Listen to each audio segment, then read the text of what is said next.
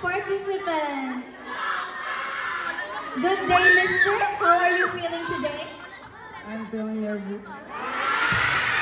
Of course. So please do introduce us your name and the section you are proudly representing. My name is Ma Lawrence T. Damon, representing Grade 9 St. Maria Gorete. Okay, so we have a simple question for you. Who inspires you the most to this event and why? My inspiration is my family. Dahil ang aking pamilya ang nagsusumika para mag-aral kami ng mabuti. Alright, now could you please tell us the inspiration behind your outfit? Ang aking costume ay inspired sa pinyang ginto. Nagsisimbolo ito ng tamis, sigla at nutrisyon.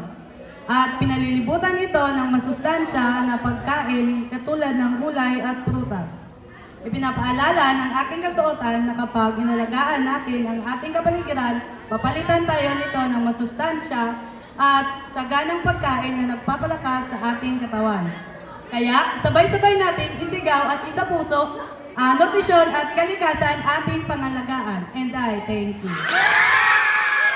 Thank you. Congratulations. Alright, proceeding to our next participant. Hello, Miss. Good morning.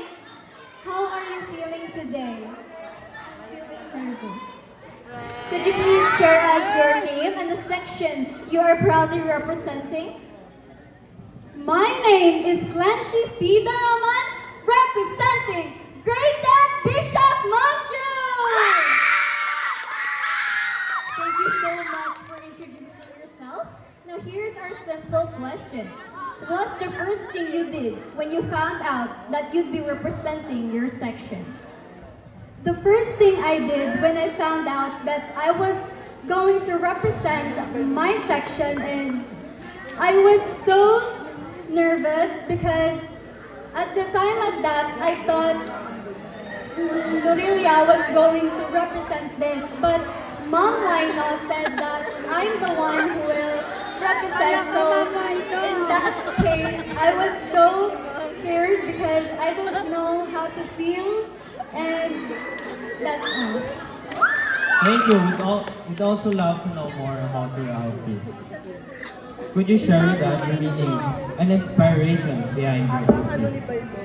The meaning of this outfit is natural because it inspired in nature.